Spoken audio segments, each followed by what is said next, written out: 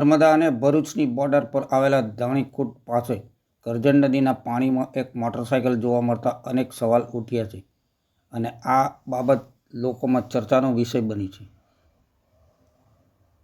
જેમાં મળતી વિગતો અનુસાર નર્મદા અને ભરૂચની બોર્ડર પર આવેલ ધાણીકૂટ ગામ પાસે કરજણ નદીમાં એક અજાણી બાઇક દેખાતા લોકોમાં ભારે કુતૂહલ જોવા મળ્યું છે. આ બાઇક કોની છે?